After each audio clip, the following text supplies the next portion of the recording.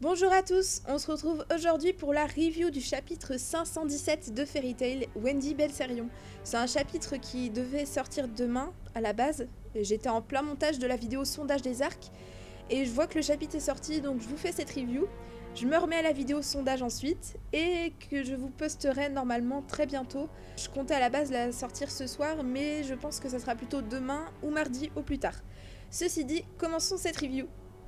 On se retrouve avec Eileen, Erza et Wendy, mais cette dernière toujours prisonnière dans son propre corps, comme possédée. Mais Eileen le dit très clairement, ce n'est pas un sort de possession, son existence a juste disparu. Wendy n'est plus rien, n'a plus aucune emprise, n'a plus aucune volonté. Eileen découvre alors son nouveau corps, ses petits seins, merci Mashima pour le petit running gag, et elle découvre aussi ses nouveaux pouvoirs. On s'aperçoit qu'elle peut utiliser ses pouvoirs de base, qu'elle avait déjà dans son corps originel, mais elle peut utiliser aussi les pouvoirs de Dragon Slayer céleste de Wendy.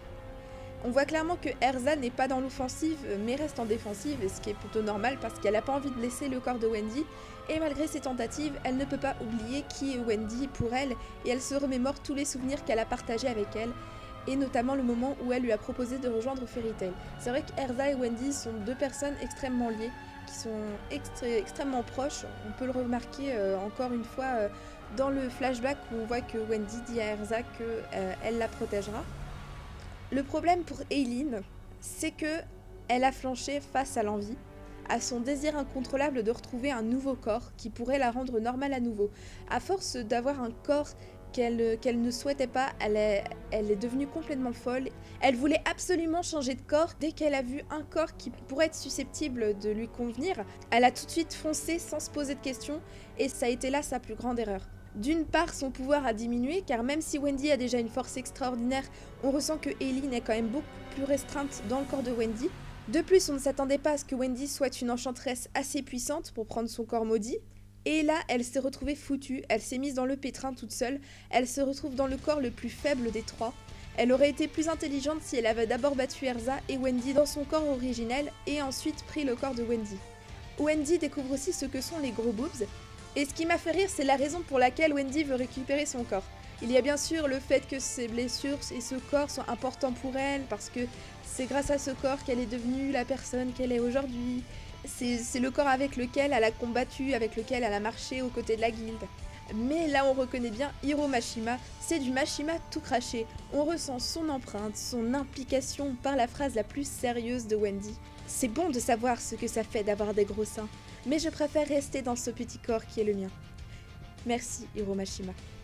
Le moment où Wendy essaie de récupérer son corps est super bien dessiné. On ressent la violence des coups, notamment les cases où Eileen devient complètement folle et est totalement heureuse d'avoir retrouvé un nouveau corps. Et elle n'hésite pas à mutiler le corps de Wendy pour l'empêcher de récupérer son corps. On voit sa main d'ailleurs qui est elle-même devenue une griffe. C'est Eileen qui avait déjà ça dans son corps originel. Et on le ressent, ce regard malsain, ce regard désespéré. Et elle est devenue complètement folle. Et cette fois, ce n'est lié aucunement au pouvoir de l'amitié. Ce combat, je le trouve juste génial. On n'a pas l'impression d'avoir un pouvoir trop cheaté. Là, c'était vraiment un rapport de force. C'est juste Eileen qui a fait de la merde. Et tout ça, en fait, c'est juste de la logique. On savait très bien que Eileen était plus forte que Wendy. C'est juste foutue dans la merde toute seule en prenant le corps de Wendy, en inversant les corps. Wendy laisse Erza donc en finir avec Eileen quand elle a récupéré son corps, et Erza d'ailleurs qui revêt son armure avec laquelle elle nique toujours tout, son armure Akama qui est une tenue toute simple avec ses bandages, vous savez sa tenue un peu samouraï, qui est une armure vraiment faite pour l'attaque. C'est avec cette armure que ses capacités offensives sont au maximum. De toute façon, il faut savoir que quand Erza met cette armure, c'est que ça va chier. Ikaruga, Azuma, Kyoka... Est-ce que Eileen sera la prochaine à sombrer face à cette armure? J'aimerais quand même un peu d'originalité parce que c'est bien de voir deux nouvelles armures en action.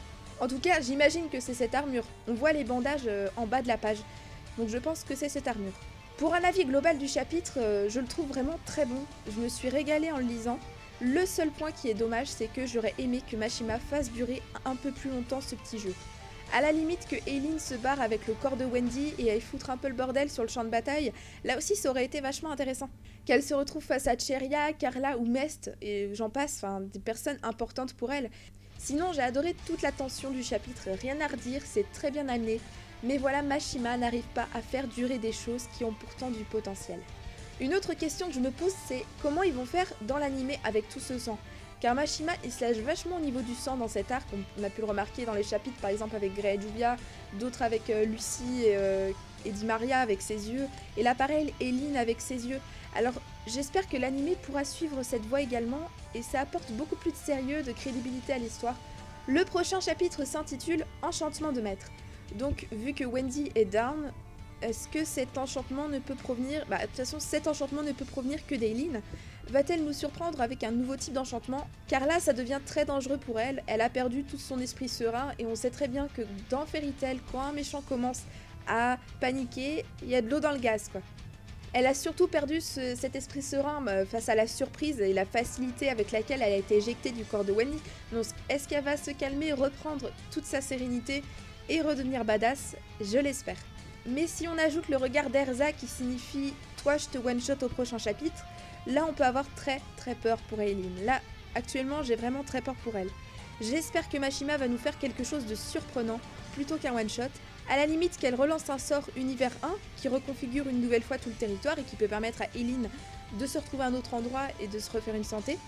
Car Eileen a quand même une large palette d'enchantements puissants, elle a de quoi rivaliser avec Erza facilement, donc j'espère que Mashima ne va pas laisser cet aspect-là de côté et jouer sur un aspect facile. Voilà pour cette review de chapitre, n'hésitez pas à me dire ce que vous en avez pensé, à quoi correspond le titre du prochain chapitre pour vous, et on se retrouve la semaine prochaine pour le chapitre 518. Salut!